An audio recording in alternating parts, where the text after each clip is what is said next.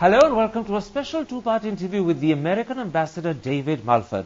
Tomorrow I shall talk to the Ambassador about the future of Indo-US relations as Washington gets ready to inaugurate a new president. But first today, how does Washington regard the standoff between India and Pakistan? Ambassador, let's start with the India-Pakistan situation in the wake of the terrorist attack in Mumbai.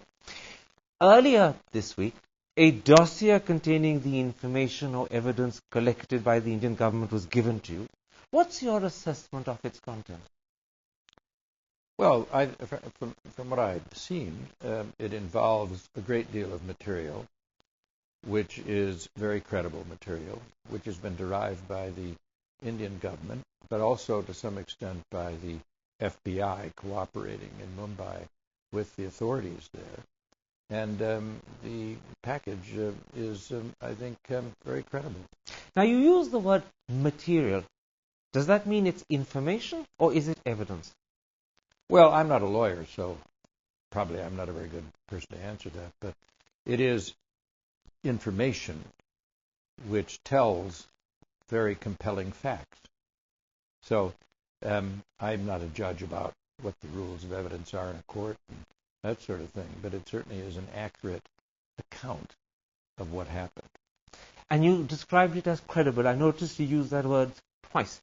Yes. You have no doubt about the credibility of it whatsoever. Well, as far as the FBI is concerned, they don't deal in non-credible material. They are a serious professional organization supported by absolutely high-tech quality techniques, and they are going to produce stuff that is really not refutable. So the association of the FBI with the preparation of this dossier, in a sense, underwrites and underlines the credibility of its contents. Well, I wouldn't put it that way because I don't know what actually happened in the preparation process. All I'm saying is that the information that the FBI derived was shared, all of it, and the work relationship was very close. So I'm presuming that when they prepared the dossier, they used, as they felt they needed to, material from the FBI contribution. Now, you're quoted as having said that a lot of that dossier was prepared with FBI help. When you say a lot... No, I don't want to leave that impression that it was FBI help. The dossier was prepared by the government of India. Material from the FBI's work was available for them to use. And was used extensively. As far as I can see, it was used extensively because much of the information is the same. Is it true that the FBI played a critical role in retrieving details of phone calls that had been made from the burnt-out or melted-down cell phones that were found around the terrorists? Well, that's been reported. And it is true, that report? As far as I know, it is, yes. So does this also mean that some or perhaps all of the telephone intercepts that the government has were provided through the FBI? I can't comment on that. I don't know the extent of that. When you say you don't know the extent of that, it is possible that some of the intercepts have been provided. Well, I'm not in the middle of that investigation, so I don't think you can really push me to be the sort of expert on the exact composition of all the data and who had what and how much and what percentage of this and that, so on. It's also reported that the FBI have had 9 hours of access to question Ajmal Kasab, the terrorist that is in the custody of the Indian police. Does that mean that the FBI have had a fairly reasonable time to thoroughly question him? Yes. And what picture of Kasab emerges from the information the FBI got?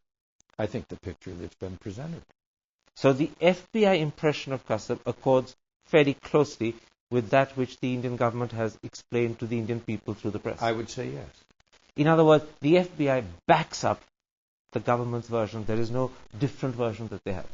Well, I don't think it's a relevant question because they were working together, and I don't see that there's any tension or mismatch there.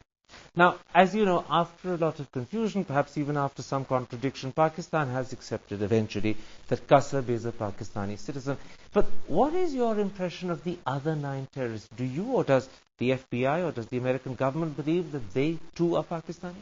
I don't think I should comment on an ongoing investigation to that level of detail because I'm not the font of absolute knowledge on that. And I think best not to get too deeply into the investigation. Certain things have become very well known and are widely available, and there's a lot of transparency.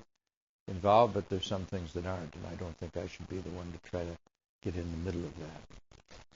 Can I ask, when you say you shouldn't comment, is that because you're not sure about the nationality of the 9 dead terrorists, or simply that it's not the right time to comment? I don't think it's appropriate for me to be the one to make a definitive, in your mind at least, judgment on that issue, because I don't honestly feel that I'm in the middle of it to that extent.